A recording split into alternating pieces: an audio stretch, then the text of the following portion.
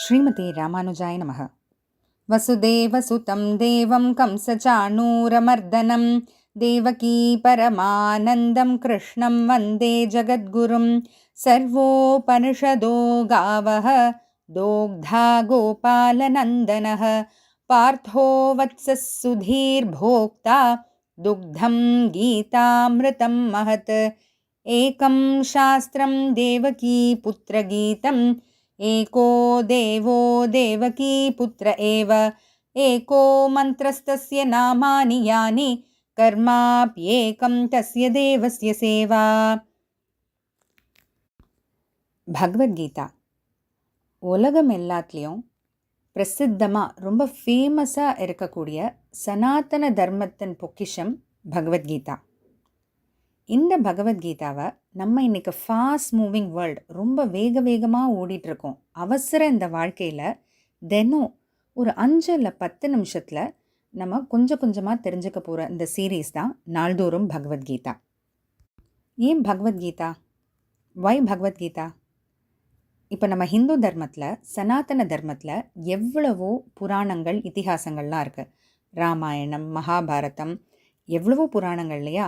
அதில் ஏன் நம்ம குறிப்பிட்டு பகவத்கீதையை நம்ம கற்றுக்கணும் அப்படின்னா, பகவத்கீதைக்கு மற்ற விஷயங்களில் இல்லாத ஒரு ஸ்பெஷாலிட்டி இருக்குது. இப்போ மகாபாரதமோ ராமாயணமோ மற்ற புராணங்கள்லாம் எடுத்துக்கிட்டிங்கன்னா அது பொதுவாக ஒரு கடவுளை பற்றி சொல்ல வர விஷயங்கள் இல்லையா?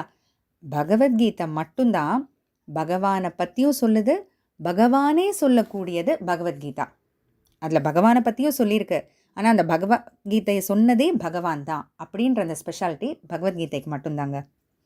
அதையும் தவிர இப்போ நம்ம மற்ற ரிலீஜியஸ் ஸ்கிரிப்சர்ஸ், அதாவது ராமாயணம், மகாபாரதம் இல்லை மற்ற புராணங்கள்லாம் நம்ம எடுத்துக்கிட்டோம்னா அதை நம்ம படிச்சுக்கணும், புரிஞ்சுக்கணும், அப்புறம் அதுலேருந்து நமக்கு சொல்லக்கூடிய நல்ல விஷயங்களை நம்ம கிராஸ் பண்ணிக்கணும், எடுத்துக்கணும் இல்லையா?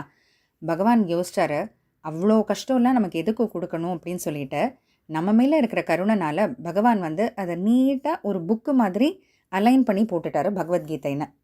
அதில் நமக்கு தேவையான நல்ல விஷயங்கள் எல்லாமே இருக்குது. நம்ம தேடி போய் அலசி புரிஞ்சுக்க தேவையில்லை. என்னன்ட்டு அவரே லிஸ்ட் அவுட் பண்ணிட்டார். ஒரு எக்ஸாம்பிளோட புரிஞ்சுக்கணுன்னா, நம்ம வீட்டில் நம்ம சுற்றி பார்க்கும்போது washing machine, grinder, TV, fridge, laptop, இப்படி எவ்வளவோ எலக்ட்ரானிக் ஐட்டம்ஸ்லாம் இருக்குது இல்லையா? இதெல்லாம் முதல்ல நம்ம புதுசாக வாங்கும்போது அதோட சின்னதாக ஒரு புக்கு கொடுப்பாங்க, யூசர் மேனுவல் அப்படின்னு. அது எதுக்குன்னா, அந்த ஒவ்வொரு ஐட்டமும் எப்படி நம்ம யூஸ் பண்ணுறது, அதை யூஸ் பண்ணும்போது ஏதாச்சும் ப்ராப்ளம் வந்ததுன்னா அதை எப்படி நம்ம சரி செய்கிறது அப்படின்னு எழுதியிருக்கிற அந்த ஒரு புக்கு தான் யூசர் மேனுவல். பகவத்கீதா நம்ம லைஃபுக்கு யூசர் மேனுவல். அவ்வளோதாங்க. சிம்பிளாக புரிஞ்சுக்கணுன்னா இப்படி தான்.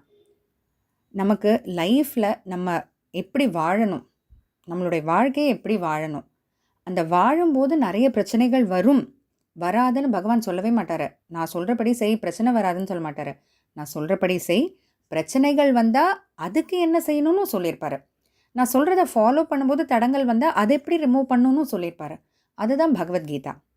அது மட்டும் இல்லாமல் அதை தாண்டி எவ்வளவோ ஃபீல்ட்ஸ்க்கு ரெஃபரன்சஸ் நம்ம பகவத்கீதாவில் பார்க்கலாம். ஏன் இப்போ மெடிடேஷன் எப்படி பண்ணுவோம்? ஏன்னா ரொம்ப ஸ்ட்ரெஸ்ஃபுல்லாக இருக்குது இல்லையா?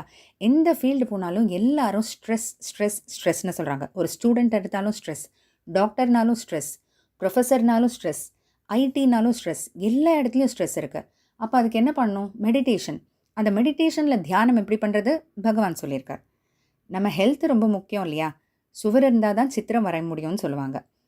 ஹெல்த் இஸ் வெல்த்னு சொல்கிறாங்க. அப்போ அந்த ஹெல்த் எப்படி பார்த்துக்கணும்? அளவான தூக்கம், அளவான சாப்பாடு, அதை பகவான் சொல்லியிருக்காரு. என்ன மாதிரி சாப்பாடு அதையும் பகவான் சொல்லியிருக்காரு. என்னென்ன ஒரு குட் குவாலிட்டிஸ் ஒரு ஹியூமன் பீயிங்கிட்ட இருக்கணும் பகவான் சொல்லியிருக்காரு. எதெல்லாம் இருக்கக்கூடாது அதுவும் பகவத்கீதையில் சொல்லப்பட்டிருக்கு. மேனேஜ்மெண்ட் பிரின்சிபல்ஸ் எஸ் இருக்குது. வாட் நாட், என்ன இல்லை அப்படின்னு பார்த்தோன்னா எல்லாமே இருக்குது பகவத்கீதையில். அதையும் நமக்கு அழகாக வரிசைப்படுத்தி ஒரு இண்டெக்ஸ் போட்டு கொடுத்தா மாதிரி கொடுத்துருக்காரு பகவான். ஒவ்வொரு சாப்டர்லேயும் பார்த்தா ஒவ்வொரு சப்ஜெக்ட் கவர் பண்ணியிருப்பார். சுருக்கமாக சொல்லப்போனால் பகவான் நமக்கு கொடுத்துருக்கிற பொக்கிஷம். இந்த பொக்கிஷத்தை நாம் பத்திரமா பாதுகாக்கிறது மட்டும் இல்லாமல் இதை பற்றி நல்லா தெரிஞ்சு புரிஞ்சுக்கிட்டு வரப்போகிற ஃப்யூச்சர் ஜென்ரேஷன்ஸ்க்கும் இது கண்டிப்பாக பாஸ் ஆன் பண்ணுங்க பகவத்கீதா. அதுக்கான சின்ன முயற்சி தான் நாள்தோறும் பகவத்கீதா. இப்போது நம்ம ஒரு பெரிய ஆறு இருக்குது. இப்போ கங்கா, யமுனா, தாமிரபரணி அந்த மாதிரி பெரிய ஒரு ஆறு இருக்குன்னா நேராக நடுவில் போய் நம்ம குதிச்சிட முடியாது இல்லையா? கொஞ்சம் கொஞ்சமாக அந்த படித்துறையில் அந்த ஒவ்வொரு படிக்கட்டாக இறங்கி இறங்கி ஸ்லோவாக உள்ளே போவோம். அந்த மாதிரி பகவத்கீதை அதெல்லாம் விட ஒரு பெரிய ஆறு. அதில் நேரடியாக குதிக்கிறதுக்கு முன்னாடி கொஞ்சம் கொஞ்சமாக ஒவ்வொரு படிக்கட்டாக எடுத்துகிட்டு போய் அதுக்கு முன்னாடி தெரிஞ்சுக்க வேண்டிய சில பேசிக்ஸ் இருக்குது. அந்த மாதிரி சில விஷயங்கள் எல்லாம் தெரிஞ்சுக்கிட்டு கண்டிப்பாக கொஞ்சம் கொஞ்சமாக பகவத்கீதைக்குள்ளே போவோம். கொஞ்சம் கொஞ்சமாக தெரிஞ்சுக்குவோம். கொஞ்சம் கொஞ்சமாக நம்ம லைஃப்லேயும் நிறைய இம்ப்ரூவ்மெண்ட்ஸ் பண்ணுவோம். தொடர்ந்து பார்ப்போம். ஜெய் ஸ்ரீ கிருஷ்ணா.